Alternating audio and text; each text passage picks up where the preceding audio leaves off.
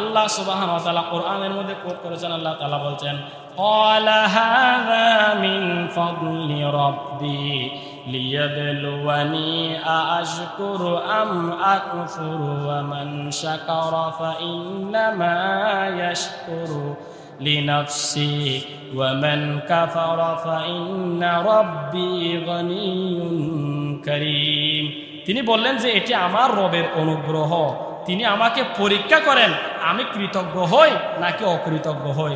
আর যে কৃতজ্ঞ হয় সে নিজের কল্যাণের জন্যই কৃতজ্ঞ হয়, আর যে অকৃতজ্ঞ হয় সে আমার রব।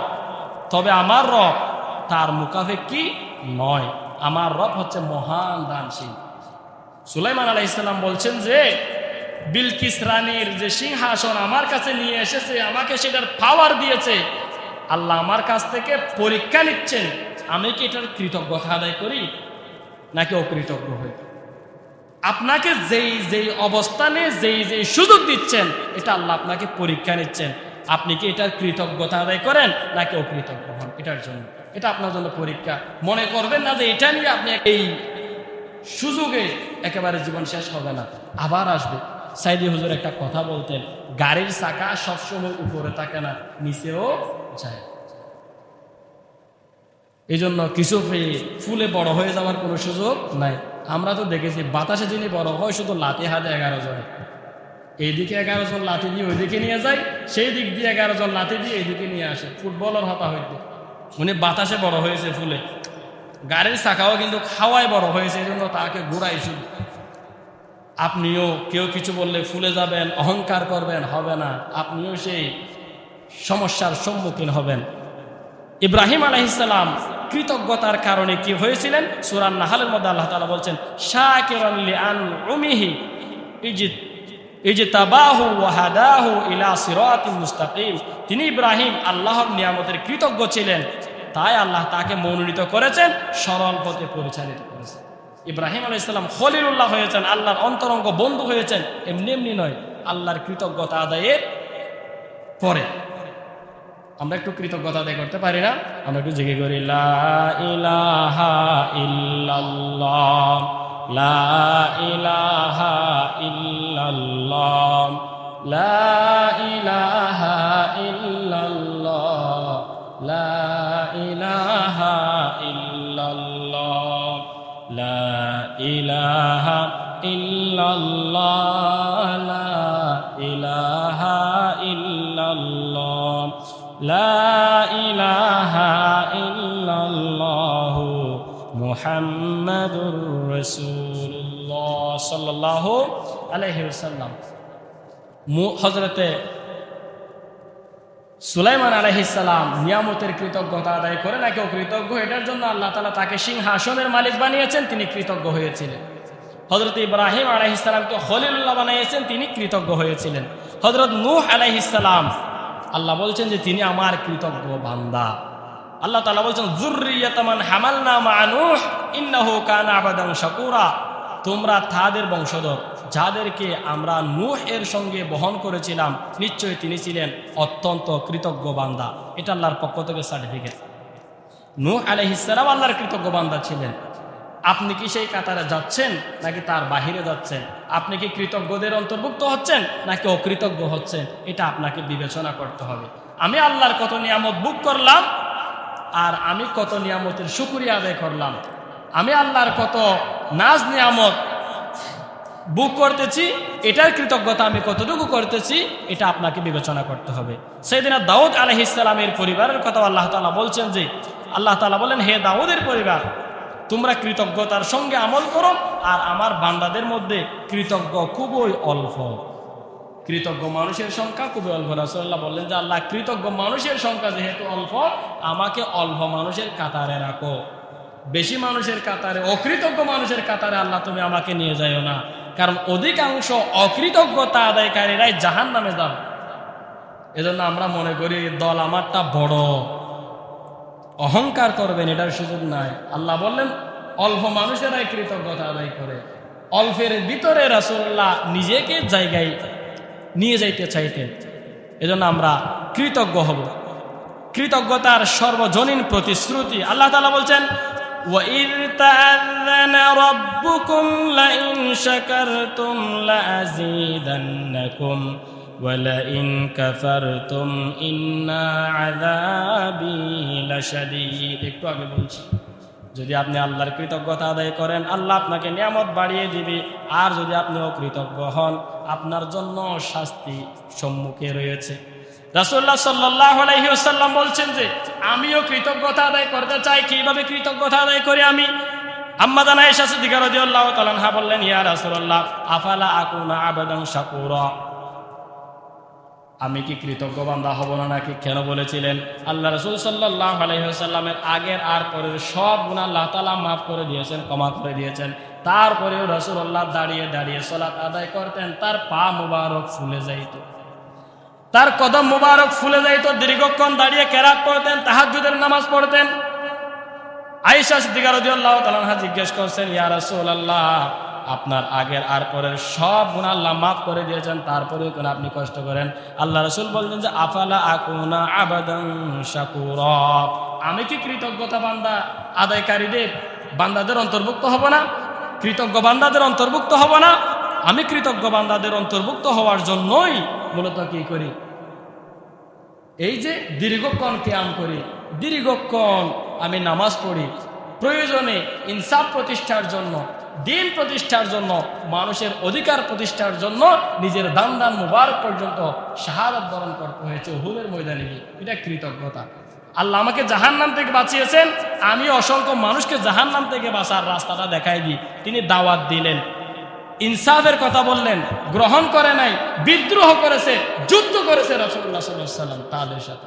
তারপরেও মানুষদেরকে সত্যের দিকে আহ্বান করলেন, ন্যায়ের দিকে আহ্বান করলেন, ইনসাফের দিকে আহ্বান করলেন। অথচ আমরা সেই আহ্বান ভুলে যাই, সেই রাসূলের আদর্শ আমরা ভুলে যাই। রাসূলের আদর্শ বললে বলছে মৌলবাদী, রাসূলের আদর্শের কথা বললে এগুলা তো ধর্ম ব্যবসায়ী, আছে না নাই বলা যাবে না। আপনি দিন কতটুকু পালন করতে পারেন কিংবা না পারেন এটা আপনার পার্সোনাল ব্যাপার। তবে কেউ যদি কি দিনের কথা বলে তাকে আপনি মৌলবাদী বলতে পারেন না, এটা আপনার উচিত নয়। একটা মাসালা মনে রাখেন, যদি কেউ নামাজ না পড়ে সে কবিরা গুনাহ করলো, যদি নামাজ অস্বীকার করে সে ব্যক্তি কাফের হয়ে যাবে। কেউ মদ পান করেছে, যে ব্যক্তি পান করলো সে কবিরা গুনাহ করেছে। যদি কেউ বলে মদ তো আজকালের মধ্যে না হাকি, খাইলে অসুবিধা কি, খাইতে পারে, এরকম যে বলেছে সে খাই নাই, সে কাফের হয়ে গেছে। কেন? সে ওইটাকে বৈধ মনে করেছে। একজন খেয়ে কাফের হয় নাই, আরেকজন শুধু বলে আর মন্তব্য করে কাফের হয়ে গেছে। কেউ চুরি করেছে, যে চুরি করেছে সে কবিরা গুনাহ করেছে, এটা শাস্তি তার জন্য রয়েছে। যদি কেউ বলে যে চুরি করলে অসুবিধা কি, তার তো ফেট আছে, তো সে ব্যবসা করতে পারে না। এই যে চুরিকে আপনি বৈধতা দিলেন, এটার কারণে আপনার ঈমান চলে যাবে। কেউ কবিরা গুনাহ করছে, হত্যা করতেছে, বলছে ক্ষমতা টিকে রাখি বলে গুণে গড় হলে দলাল্লাহ, তাহলে আপনি ওই হত্যাকে বৈধতা দিয়ে আপনি কাফের হয়ে গেছেন। যে হত্যা করেছে সে একটা কবিরা গুনাহ করেছে, অন্যায় করেছে, সেটার শাস্তি আল্লাহ তাকে দিবে। হত্যা নিঃসন্দেহে বড় কবিরা গুনাহ, এটার জন্য জাহান্নামে তাকে যেতে হবে। তবে আপনি এখানে মন্তব্য করে তার পক্ষ অবলম্বন করে নিজেকে আপনি কাফের বানান।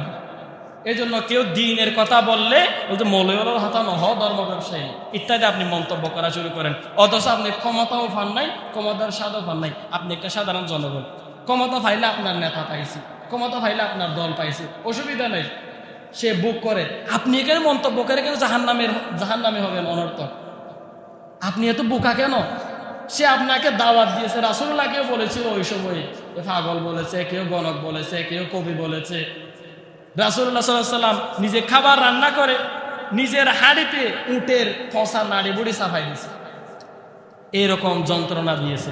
এখন যারা দায়ী হবে, যারা সত্যের দিকে আহ্বান করবে, তাদেরকে এরকম তহমতগুলো শুনতে হবে। মানুষ হিসেবে কেউ ভুলের ঊর্ধ্বে নয়, কেউ ভুল বেশি করে, কেউ কম করে। আমরা ভুল না করার চেষ্টা করব। যে একেবারে ভুল করে না সে হচ্ছে ফেরেশতা, যে ভুলের উপরে প্রতিষ্ঠিত তাকে ভুল করার পরে এ হচ্ছে শয়তান। যে ভুল হওয়ার পরে সূত্রে নেই, যে ভুল হওয়ার পরে অনুশোচনা করে, সে হচ্ছে মানুষ। রাসূলুল্লাহ বললেন, মানুষ যদি কি ভুল না করে শুধু ভালোই কাজ করতে থাকতো, আমি আল্লাহ মানুষকে ধ্বংস করে দিয়ে এমন এক জাতি সৃষ্টি করতাম যাদের ভুলও হতো আবার ক্ষমাও চাইত, যেটা এখন মানুষ করে। তাহলে একেবারে যে ভুলের ঊর্ধ্বে নয়, ভুলের ঊর্ধ্বে এ হচ্ছে ফেরেশতা, যে ভুলের উপরে প্রতিষ্ঠিত সে শয়তান, যার ভুল হবে শুধরে চলে আসবে সে হচ্ছে মানুষ। আমরা মানুষ, আমাদের ভুল হবে নফসের কারণে, শয়তানের ওয়াসওয়াসায় আমাকে ফিরে আসতে হবে। কার দিকে? রবের দিকে। কৃতজ্ঞতা আদায় করতে হবে, অকৃতজ্ঞ হব না। যা পেয়েছি আলহামদুলিল্লাহ, খাওয়ার পরে আলহামদুলিল্লাহ, বাঁচতে পেরেছি আলহামদুলিল্লাহ, নিঃশ্বাসটা পেয়েছি আলহামদুলিল্লাহ, আলহামদুলিল্লাহ শুদ্ধ করে বলতে পারছি এটাও আলহামদুলিল্লাহ। আল্লাহ তাআলা আমাদেরকে আল্লাহর কৃতজ্ঞ বান্দা হওয়ার তৌফিক দান করুক। অকৃতজ্ঞতা আদায়কারী মানুষের কাতার থেকে দূরে রাখো। আমরা যেন অকৃতজ্ঞতা আদায়কারী মানুষের কোনো রেসপন্সিবল না হই, তাদের সহযোগীও না হই। তোমার শানে সুরে পাখি গান গায়, কি জাদু কি মধু কি জাদু কি মধু, সবাই যে হয়েছে বেকুল। হে রাসূল হে রাসূল হে রাসূল হে রাসূল, তোমার নামে কবি কবিতা বানায়, তোমার শানে সুরে পাখি গান গায়। কি জাদু কি মধু কি জাদু কি মধু, সবাই যে হয়েছে বেকুল। হে রাসূল হে রাসূল, এসে ধরাই তুমি দিয়েছ আলো, দূর করেছ যত আধার কালো। এসে ধরাই তুমি ঝেলেছ আলো, দূর করেছ যত আধার কালো। কি মরো কি তরো কি মরো কি তরো, সবাই যে হয়েছে বেকুল। হে রাসূল হে রাসূল হে রাসূল হে রাসূল, সৃষ্টির সেরা তুমি আখেরি নবী, তোমায় পেয়ে হলো ধন্য সবই। কি রবি কি শশী কি শশী কি রবি, সবাই যে হয়েছে আকুল। হে রাসূল হে রাসূল হে রাসূল হে রাসূল।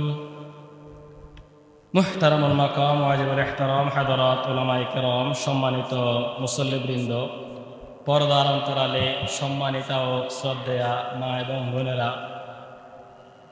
আমি আবার আপনাদের খেদমতে সালাম জানাচ্ছি। আসসালামু আলাইকুম ওয়া রাহমাতুল্লাহি ওয়া বারাকাতুহু। আল্লাহ সুবহানাহু ওয়া তাআলার দরবারে অযুত কোটি শুকরিয়া এবং কৃতজ্ঞতা জ্ঞাপন করছি, যে মহান রব্বে কারীম অত্যন্ত দয়া এবং মায়া করে আমাকে আপনাকে হেদায়েতের দৌলত দান করে, সুস্থতার নিয়ামত দান করে, পৃথিবীর শ্রেষ্ঠ মাকান মসজিদের মধ্যে সলাতুল জুমআ আদায় করার উদ্দেশ্যে আসার এবং বসার তৌফিক দান করেছেন যে মহান রব, সেই মহান রব্বে কারীমের দরবারে তারই শিখানো ভাষায় বলছি আলহামদুলিল্লাহ। লাখ কোটি দুরূদ পেশ করছি মানবতার মুক্তির দিশারি সরওয়ার কায়নাত রাহমাতুল আলামিন নবিয়ুনা উদওয়াতুনা মুহাম্মাদুর রাসূলুল্লাহ সাল্লাল্লাহু আলাইহি ওয়াসাল্লামের প্রতি। সকলে বলছি সাল্লাল্লাহু আলাইহি ওয়াসাল্লাম। মাগফিরাত কামনা করছি আব্বাজান সাইয়েদনা আদম আলাইহিস সালাম থেকে নিয়ে আজ পর্যন্ত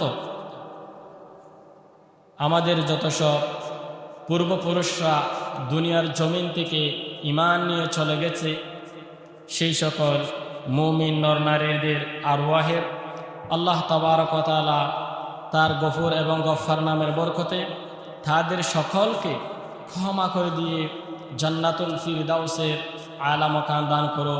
আমরা সকলে বলছি আমিন। সুপ্রিয় উপস্থিতি, একটু জিকির করি লা ইলাহা ইল্লাল্লাহ, লা ইলাহা ইল্লাল্লাহ, লা ইলাহা ইল্লাল্লাহ, লা ইলাহা ইল্লাল্লাহ।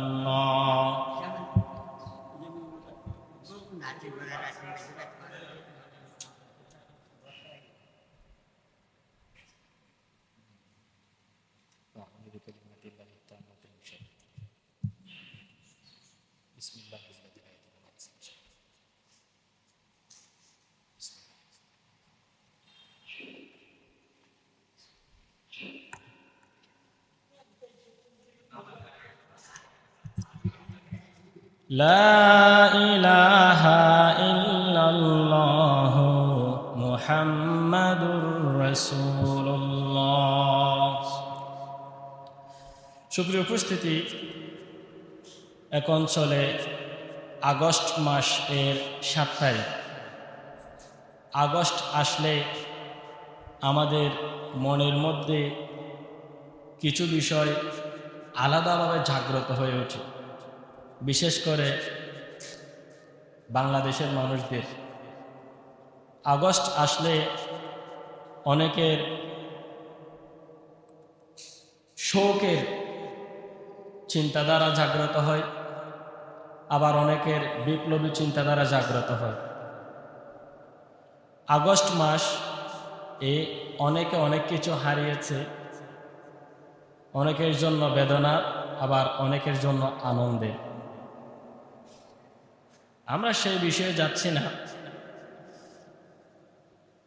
আমরা আজকে একটি আয়াতে কারিমা তিলাওয়াত করেছি, ওই আয়াতকে সামনে রেখে আশ-শুকর তথা কৃতজ্ঞতা, এই কৃতজ্ঞতার উপরে কিছুক্ষণ আলোচনা করব। কৃতজ্ঞতা করলে লাভ কি, না করলে ক্ষতি কি, করে কারা কারা পুরস্কৃত হয়েছেন, আমাদের জন্য কি করণীয়, কিভাবে আমরা কৃতজ্ঞতা আদায় করব, এই বিষয়গুলো আমরা আলোচনা করার চেষ্টা করব আয়াতটিকে সামনে রেখে। কৃতজ্ঞতার আরবি শব্দ হচ্ছে আশ-শুকর। কৃতজ্ঞতা বলা হয় প্রচলিত অর্থে কারো অনুগ্রহ ও অনুদান ভোগ করার পর দাতার প্রতি সবিনয়তা ও সৌজন্যতা প্রকাশ করে তার দান স্বীকার করা। ইসলামী শরীয়তের পরিভাষায় মহান আল্লাহ সুবহানাহু ওয়া তাআলার অপুরন্ত নিয়ামত ভোগ ব্যবহারের পর সন্তুষ্ট চিত্তে বিনয় ও নম্রতার সাথে তার ভালোবাসা ও সন্তুষ্টির আশায় কথায় ও কাজে এবং বাস্তব জীবনে তারই মর্জি অনুযায়ী কৃতজ্ঞতা প্রকাশ করাই হচ্ছে প্রকৃত শুকর। এটাকে কৃতজ্ঞতা বলা হয়। আর আল্লাহর কৃতজ্ঞতা প্রকাশ করার সর্বোত্তম বাণী হচ্ছে আলহামদুলিল্লাহ। আলহামদুলিল্লাহ, সকল প্রশংসার মালিক একমাত্র আল্লাহ।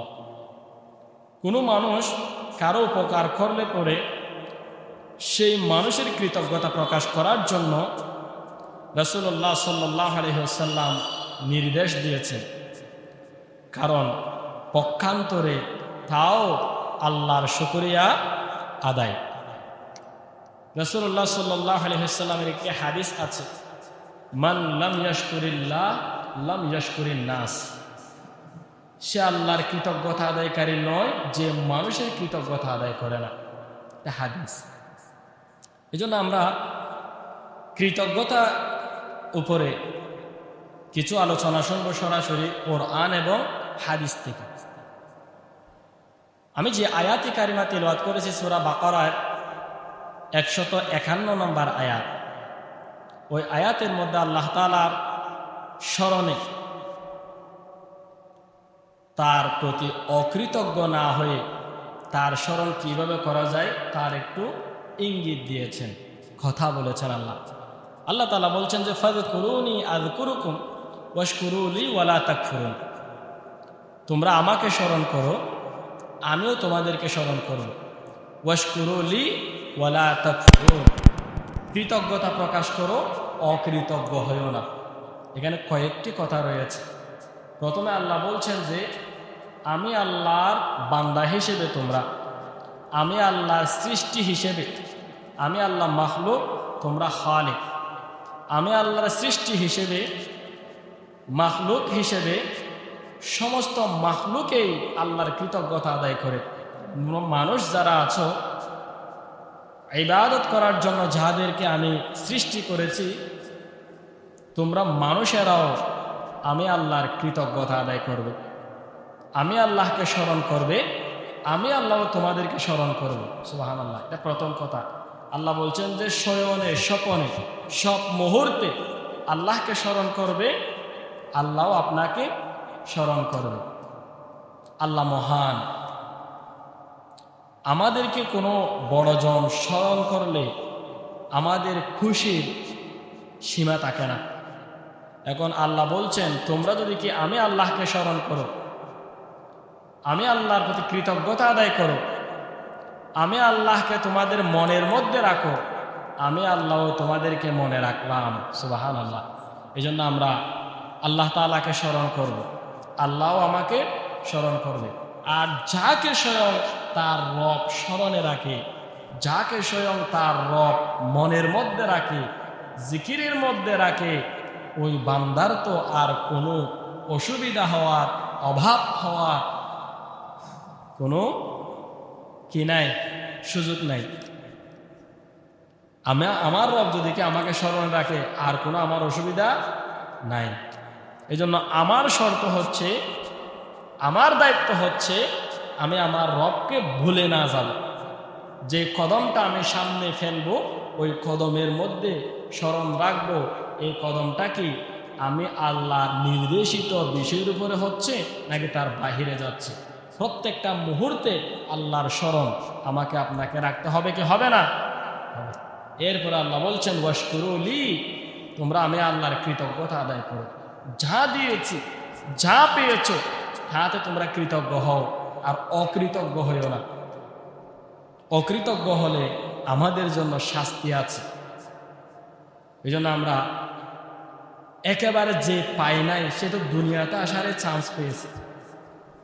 অন্যান্য সৃষ্টির মধ্যে তাকে না ফেলে আশরাফুল মাখলুকাত বানিয়েছে, ঠিক না?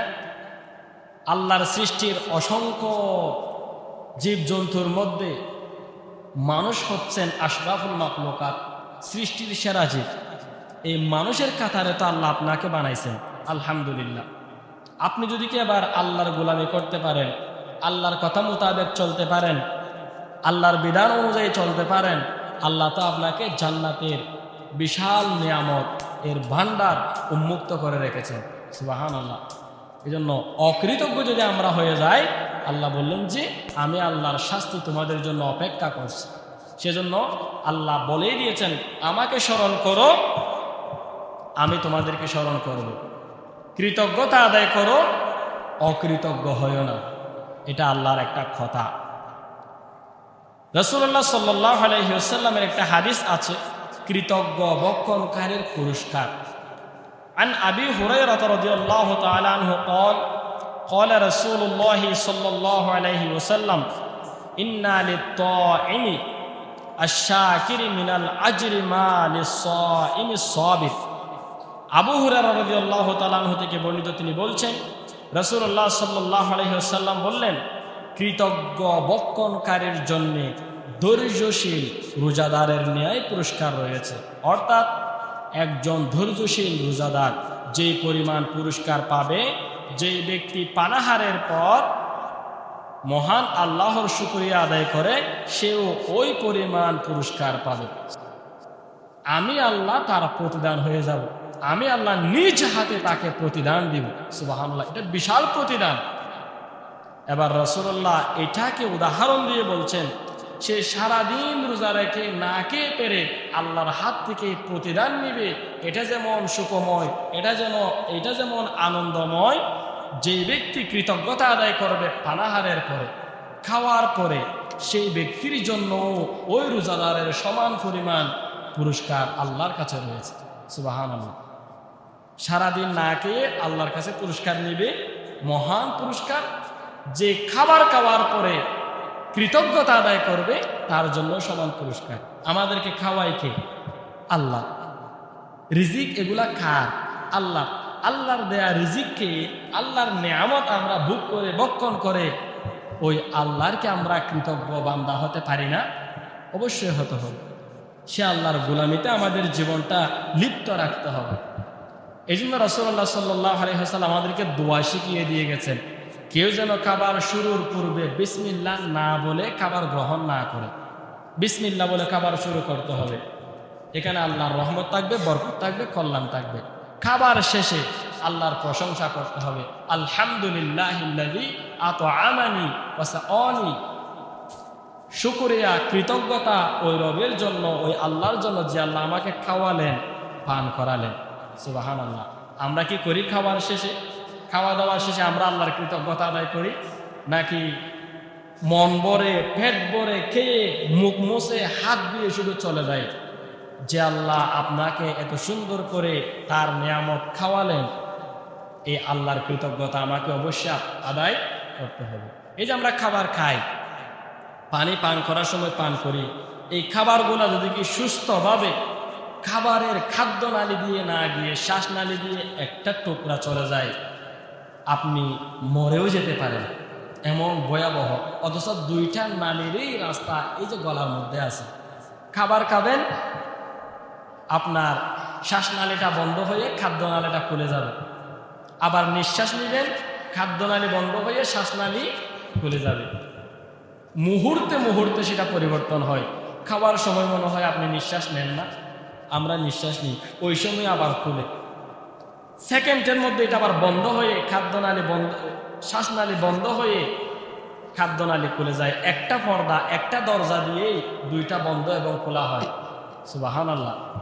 সবগুলা কাজ করার জন্য আল্লাহ তাআলা সেখানে নিযুক্ত রেখেছেন তার কিছু সৃষ্টিকে। আল্লাহ তাআলা ওয়াদা দিয়ে দিয়েছেন, দায়িত্ব দিয়ে দিয়েছেন, তারা তাদের দায়িত্ব পালন করে। আলহামদুলিল্লাহ। তো যে আল্লাহ এত কারিশমা করে, এত সুন্দর করে, এত নিয়ামতপূর্ণ খাবার, মজাদার খাবার আমাকে আপনাকে ভক্ষণ করার সুযোগ করে দিলেন, তৌফিক দিলেন, সে আল্লাহর কৃতজ্ঞতা আমরা আদায় করব না? করব।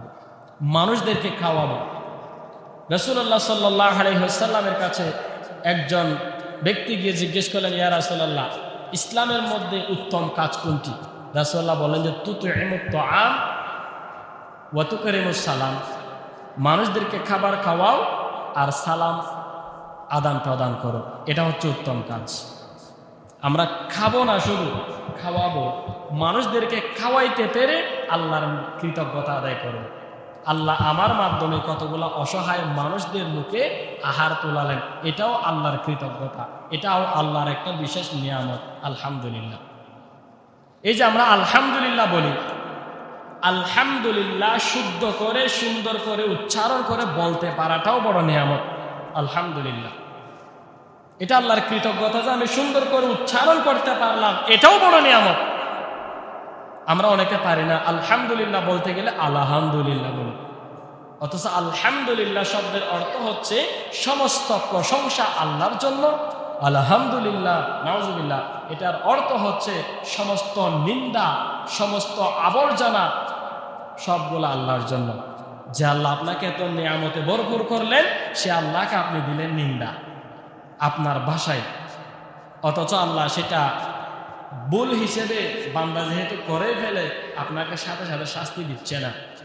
অথচ আপনাকে করতে হবে শুদ্ধভাবে আলহামদুলিল্লাহ, হাই হট্টি চিকন হাদি আলহামদুলিল্লাহ, গলার মাঝখান থেকে মাখরাজটা উচ্চারণ হবে। অথচ আমরা সেটাও বলতে পারি না। যারা পারি এটার জন্য আরো আলহামদুলিল্লাহ বলবে। একজন বান্দা একটা লম্বা সিজদা দিচ্ছে, তার কাছে জিজ্ঞেস করলেন, আপনি এত লম্বা সিজদা দিয়ে কি করলেন, কি বললেন? বলছে, আমি যে সিজদা দিচ্ছি এই লম্বা সিজদায় আমার কৃতজ্ঞতা আদায় হবে না। আমাকে আল্লাহ কোন জায়গা থেকে তুলে এনেছে ওই জায়গা থেকে মানুষ ফিরে সহজে আসে না। আমি যদি কি সারাটা জীবন আল্লাহর রাস্তায় আল্লাহর কদমে সিজদায় পড়ে থাকি, আমার কৃতজ্ঞতা আদায়ের শেষ মুঠেও হবে না। আমি তো সামান্যই দিচ্ছি সিজদাটা, বলে কৃতজ্ঞতা। আমরা কৃতজ্ঞতা আদায় করব। আল্লাহ তাআলা জান্নাতে, যার জন্য আল্লাহ জান্নাতে ঘর তৈরি করেন, যে কৃতজ্ঞতা আদায় করে।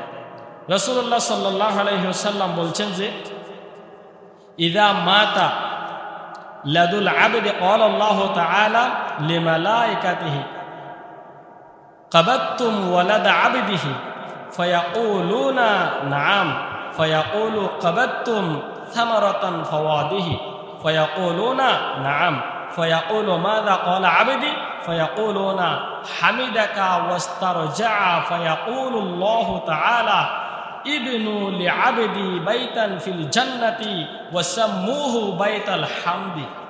হযরত আবু মুসা আশআরী রাদিয়াল্লাহু তাআলা আনহু থেকে বর্ণিত, তিনি বলছেন, আল্লাহর হাবিব সাল্লাল্লাহু আলাইহি ওয়াসাল্লাম বললেন, যখন কোনো বান্দার পুত্রের মৃত্যু হয়, যখন কোনো বান্দার পুত্রের সন্তানের মৃত্যু হয়, তখন মহান আল্লাহ তার ফেরেশতাদেরকে বলেন, তোমরা আমার বান্দার পুত্রের জান কবজ করে নিলে।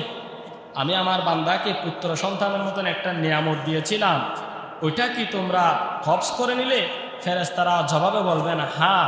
আল্লাহ তাআলা বললেন, তোমরা তার কলিজার টুকরাটাকে কেড়ে নিয়ে আসলে? ফেরেশতারা জবাব দিবেন, হ্যাঁ। আল্লাহ তাআলা বলবেন যে, এতে আমার বান্দা কি বলল? ফেরেশতা জবাব দেন, আপনার শুকরিয়া আদায় করে প্রশংসা করলো এবং বলল যে, ইন্না লিল্লাহি ওয়া ইন্না ইলাইহি রাজিউন পড়ল। এই কথা শুনে আল্লাহ তাআলা বললেন, আমার বান্দার জন্য জান্নাতে একটি ঘর নির্মাণ করো, যার নাম হবে বাইতুল হামদ। সুবহানাল্লাহ। আমাদের অনেকের সন্তান সন্ততি হয় না, অস্থির হয়ে যায়, যায় না? যায়। হঠাৎ করে কোনো মুসিবতে পড়ে যদি কি আল্লাহর কোনো বান্দার কাছ থেকে সন্তান চলে যায়, তখন ওই মুহূর্তে ওই বান্দাটার অবস্থা আল্লাহ তাআলা দেখতে থাকেন।